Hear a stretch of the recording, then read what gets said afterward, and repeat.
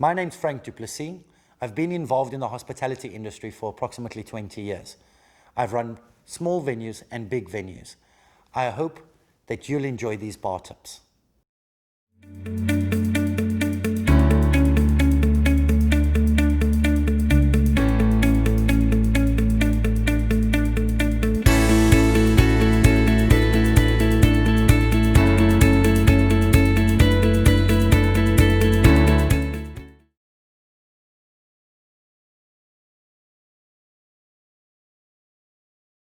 Overpouring and wastage can be the difference between a successful and an unsuccessful bar. The bottom line, the most important thing when you're running a bar is making sure you get the correct amount of money in the till. That's the main reason why you're here.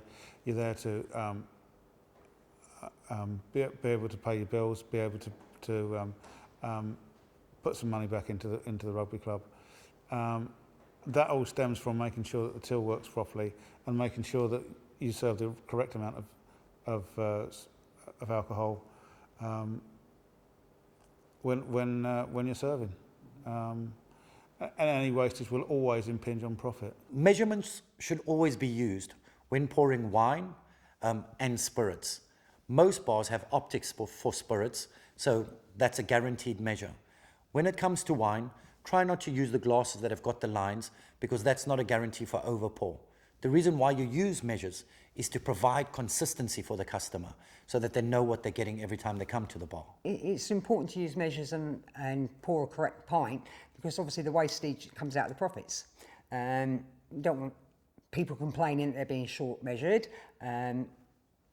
Obviously there's an expectation from the customer as to what they think they're going to get, and you should be following that through.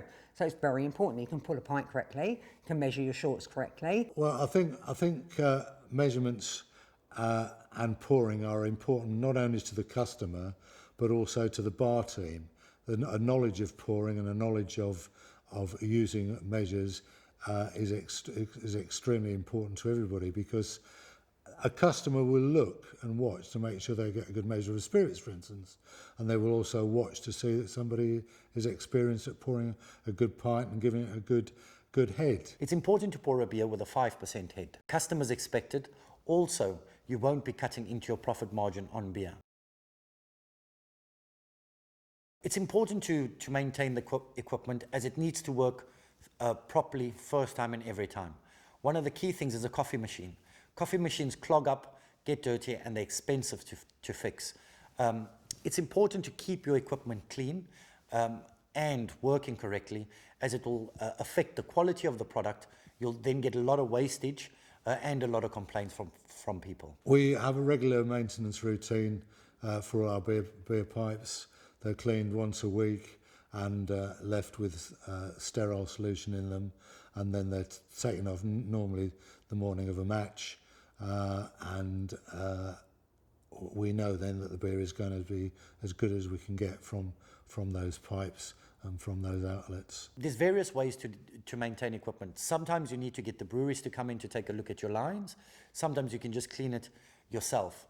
Line clean should be done at least every 10 days. On your soda guns, they should be soaked after every shift and cleaned and wiped down after every shift. It's important to have stock sheets that are easy to read, easy to understand. If you keep all your stock sheets together, you'd be able to look back on the history and be able to buy the average. Always order the minimum average that comes across. Spreadsheets can be used when placing the order. Again, you'd be able to see what you've been ordering consistently, and it might be that you have an event adjusted to reflect the event, or if nothing's happening and there's no games happening over the weekend, or the team's playing away, but you still opened up, then all you need to do is adjust it accordingly. With overbuying, there's nothing wrong with it. Just adjust your following week's order to reflect the overbuy from the previous week.